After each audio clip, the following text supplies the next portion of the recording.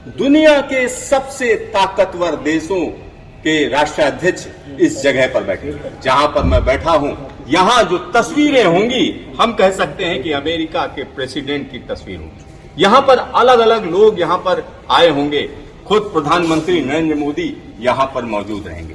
मैं बात कर रहा हूं G20 की।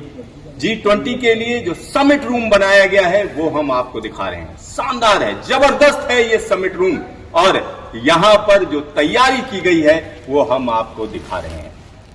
ये जबरदस्त है, और यहां की एक जो सबसे बड़ी खासियत है वो आपको अलग अलग स्क्रीन पर नजर आ रही होगी, क्योंकि यहां कैमरे लगे हुए हैं। जब कोई भी राष्ट्राध्यक्ष बोलना शुरू करेगा तो वो सबसे सीधा सीधा रूबरू होगा, और यहां पर इस हॉल की भव्यता हम आपको दिखा रहे हैं। और इस हॉल की अगर हम बात करें तो यहां अलग तरीके के कारपेट हैं। खास तौर पर अगर हम बात करते हैं कि इसके जो बाहर वाला जो हिस्सा है, अगर उसमें जो कारपेट लगाया गया उसकी बात करें तो ये भदोही के कारपेट है। तो यहां पर आसपास का जो इंटीरियर है वो आप देख सकते हैं, क्योंकि इसमें रेड सैंडस्टोन इस्तेमाल किया गया है, यानी लाल पत्थर इस्तेमाल किया गया है। वो लाल पत्थर जिससे लाल किला बना है उसको यहां पर इस्तेमाल किया गया है। ऊंचे ऊंचे दरवाजे हैं, और इसमें आवाजाही में किसी को परेशानी ना हो, क्योंकि दुनिया के सबसे ताकतवर देशों के राष्ट्राध्यक्ष यहां पर मौजूद रहेंगे। सितंबर में जब यहां पर मीटिंग होगी उसके लिए पूरी तैयारी चल रही है। यहां क्या क्या नई चीजें हैं, क्या क्या खासियत है, इन सब पर बातचीत करने के लिए हमारे साथ वो लोग मौजूद हैं जिन्होंने इसको बनाया है, जिन्होंने इसकी प्लानिंग की है, डिजाइनिंग की है। वो दोनों डायरेक्टर हमारे साथ मौजूद हैं, और हम उनको यहाँ पर अपने साथ लाएंगे। संजय जी, अगर हम बात करें इस पूरे के पूरे तैयारी की, G20 के लिए जो पूरा हॉल बनाया गया है, अगर हम इसकी बात करते हैं तो ये किस तरीके से खास है? ये सिद्धार्थ जी, ये तकरीबन आप समझ लीजिए कि ये जो पूरा हॉल है, ये G20 हॉल इस पूरे सेंटर का दिल है, इस पूरे सेंटर का सेंटर है, और ये तकरीबन 14,000 स्क्वायर फुट में फैला हुआ है। इसकी जो सीलिंग की हाइट है वो 20 फुट है, और इनके दरवाजे जो हैं वो तकरीबन आप मान लीजिए 14 फुट ऊंचे हैं, और एक एक दरवाज़ा जो है तकरीबन 250 किलो के आसपास है। 250 किलो जी, तो मतलब ये तो काफी वजन है। तो इसके बहुत लिए वजन है, क्योंकि ये दरवाजे एकूस्टिकली STC 45 लेवल को मीट करते हैं, ताकि यहाँ की बात बाहर ना सुनाई दे और बाहर की शोर जो है वो अंदर ना सुनाई दे।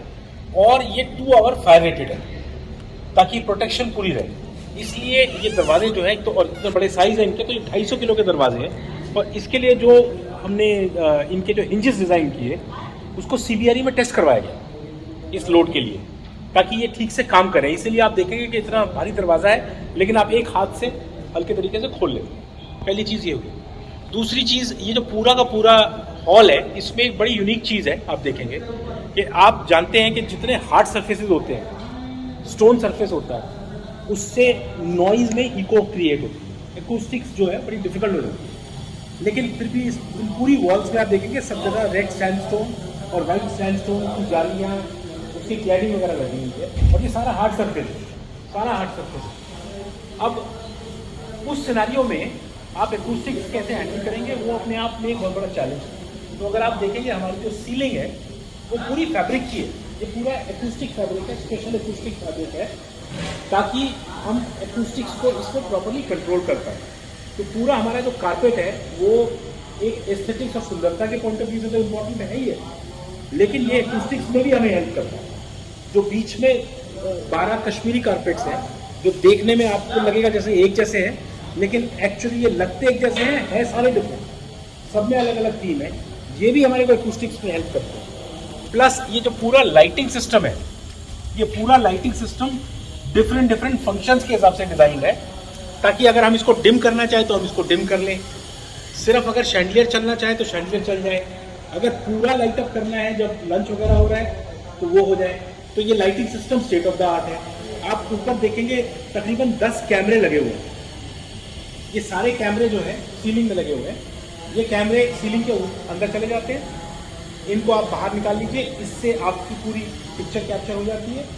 इसके अलावा 6 रोटेटिंग कैमरा हैं जो बीच में जो पेडेस्टल बना हुआ है उसमें 6 रोटेटिंग कैमरा लगे हुए हैं। इनकी खासियत ये है कि जब भी कोई भी लीडर बोलेगा, माइक को अपने ऑन करेगा, तो ये अपने आप उसको डिटेक्ट कर लेगा और ये कैमरा उसी लीडर की तरफ घूम के उनकी पिक्चर को कैप्चर करेगा। तो ये कुछ खासियत है इस G20 हॉल की जो हमें ध्यान रखनी थी जब हम इसको डिजाइन करें। वाकई बड़ा अलग तरीके का डिजाइन। एक और सवाल पैदा होता है, इसको अंडाकार शेप में रखा गया है। अगर हम टेबल की बात करें जी, क्या कहेंगे, अंडाकार क्यों रखा गया? ये बड़ा इंटरेस्टिंग सवाल है। आप देखेंगे कमरा तो रेक्टेंगल है, लेकिन इसका जो फर्नीचर है वो अंडाकार है, जो आपने कहा, या राउंड है। और राउंड टेबल अगर आप देखें तो उसका महत्व ये होता है कि राउंड टेबल पर कोई बड़ा या छोटा नहीं होता, सब बराबर होते हैं। जहाँ पर रेक्टेंगुलर टेबल होती है उसमें कहते हैं हेड ऑफ द टेबल, कि कोई आपका हेड ऑफ द मीटिंग बैठा हुआ है। लेकिन यहाँ पर G20 के सारे लीडर जो है सब इम्पोर्टेंट है, इसलिए सबको बराबर का दर्जा दिया गया है। इसलिए इस फर्नीचर को इलिप्टिकल शेप में डिजाइन किया। तो ये फर्नीचर आप समझिए इलिप्टिकल शेप में इसको डिजाइन किया गया है। इसके बारे में और जानकारी देने के लिए हमारे साथ तारिक साहब हैं। तारिक जी से भी हम बात करेंगे और जानेंगे कि आखिरकार यहाँ पर जो फर्नीचर है वो क्यों खास है। तारिक साहब, न्यूज स्टेशन में आपका स्वागत है सर। यहाँ पर जो आप लोगों ने फर्नीचर बनाया है, इसमें खास तरीके की लकड़ी की कोई? देखिए, फर्नीचर की सबसे बड़ी खासियत ये है कि हमारा पूरा का पूरा फर्नीचर इंडियन टीक में बना है। और इंडियन टीक, नागपुर टीक, या नागपुर टीक बड़ा मशहूर है, हम लोग बचपन से देखते आ रहे हैं, सुनते आ रहे हैं। और एक तो ये ऑयल बेस्ड लकड़ी होती है, ऐंठती नहीं, किसी तरीके की कोई कॉम्प्लिकेशन नहीं होती, तो सेफेस्ट लकड़ी बनती है टीक। तो इससे सबसे पहले ये डिसाइड हुआ कि एक तो टीक की लकड़ी का इस्तेमाल हो, और टीक की लकड़ी में आपको पॉलिश करना, लकड़ी के साथ खेलना बहुत आसान हो जाता है और उसकी वैल्यू भी बनी रहती है, और इंटरनेशनली ये बड़ी पॉपुलर लकड़ी है। तो एक तो टीक की लकड़ी का इस्तेमाल हुआ।